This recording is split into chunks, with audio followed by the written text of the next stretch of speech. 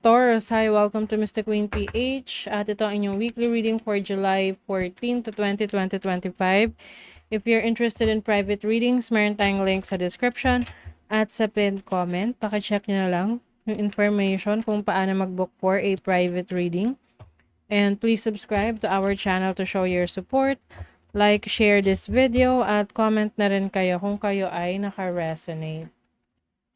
Ayan, so let's see Taurus weekly energies, July 14 to 20, 2025. What's the energy for Taurus?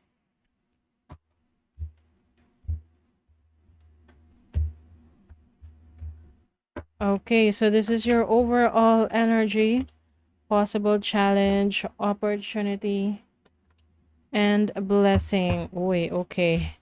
Meron tayong blessing in disguise dito, Taurus. Maari kasi meron ka matutuklasan na secret or mga bagay na itinatago sa'yo. Okay, bottom of the deck, the Fool. This is a new experience, taking a risk.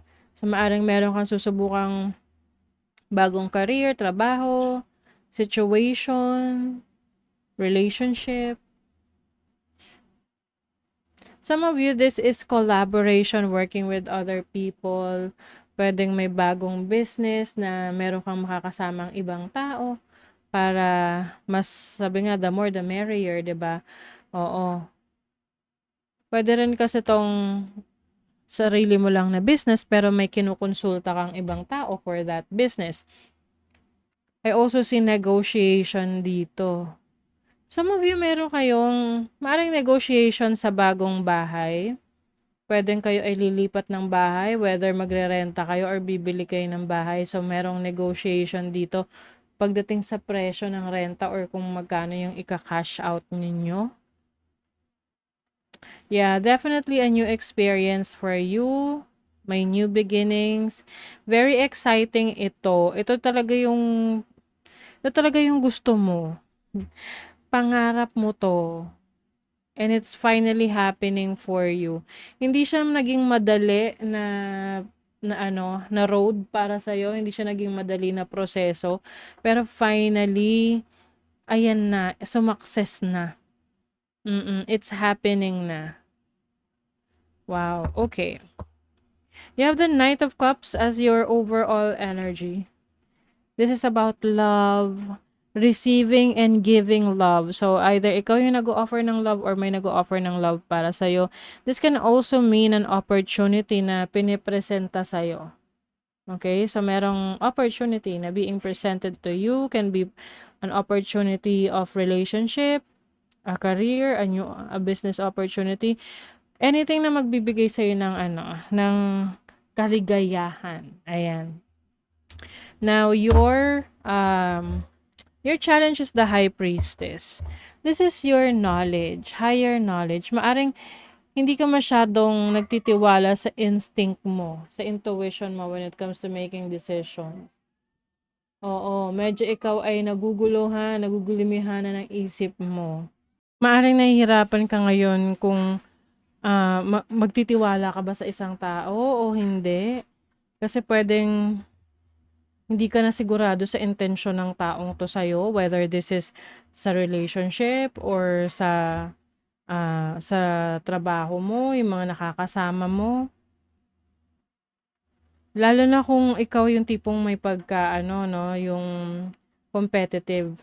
Kasi I see an opportunity for you to rise above. Ibig sabihin, ikaw ay mas mangingibabaw.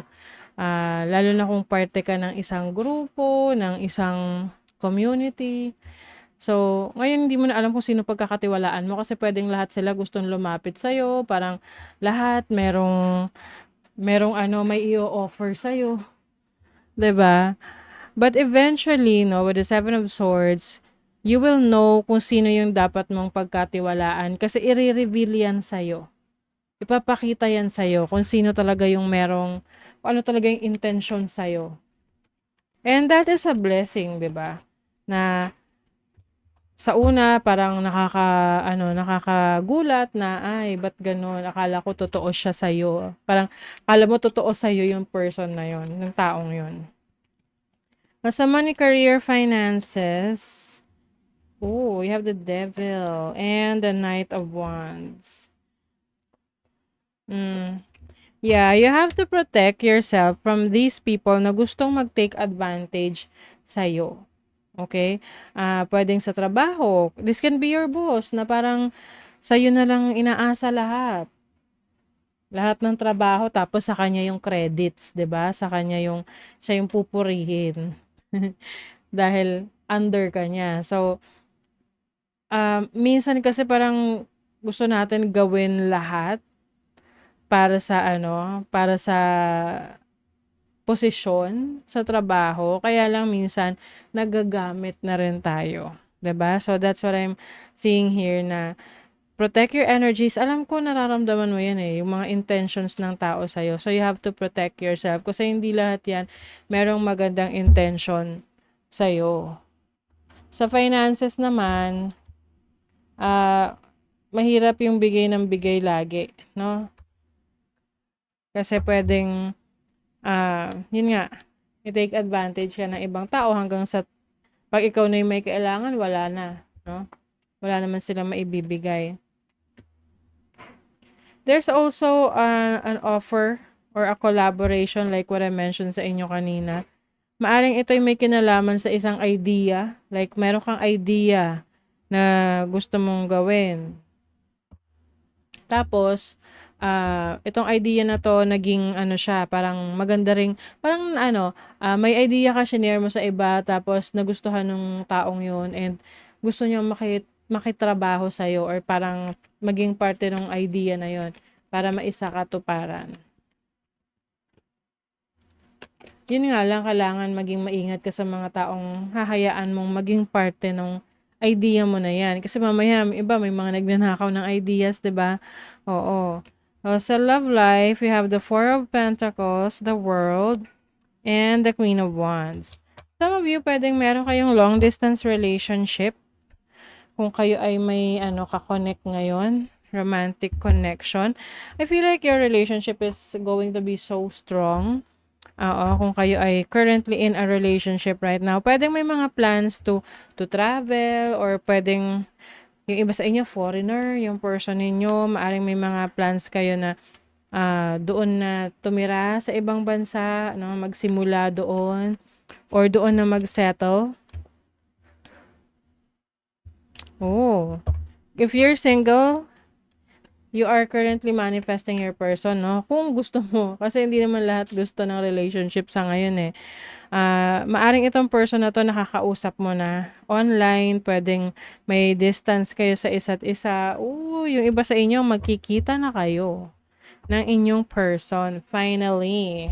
Oh, meron na kayong bonding. Magbo-bonding na kayo together. And if you're single, ayun nga, maaring ngayon nagsisimula ka ng ma-meet ang iba't ibang tao. Iba't ibang tao talaga. Yes, sabi nga so, collect talaga.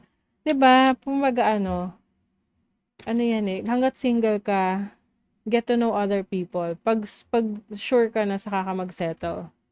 O 'di ba? Lovers. Merong soul connection 'to. Oh my God. Yung iba sa inyo, maaring magkaroon ng pregnancy. Okay? So, lagi kong sinasabi kung kayo'y ready na for pregnancy, then go for it. Pero kung hindi, mag-ingat.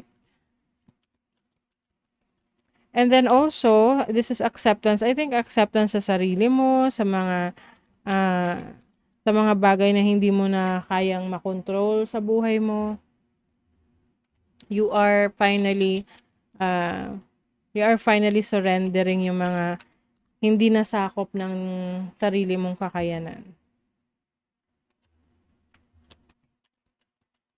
Some of you, pwedeng you are connecting with a person na matagal mo nang kilala, no? Oo. Yun nga lang yung iba sa inyo nasa complicated relationship. So, be careful sa mga complicated relationships. Alam nyo na yan kung ano yan. And then, sensitive soul, strengthen your boundaries and cut cords. Diba? Oh, ayun na. Setting your boundaries. Iwasan ang parang bigay ng bigay sa iba. Mag-set ka ng ang boundaries para hindi ka ma-take advantage ng ibang tao. Kasi pag bigay ka ng bigay, nako, sasamantalahin talaga nila yan. Okay? So, that is your reading, Taurus. Thank you so much. See you again.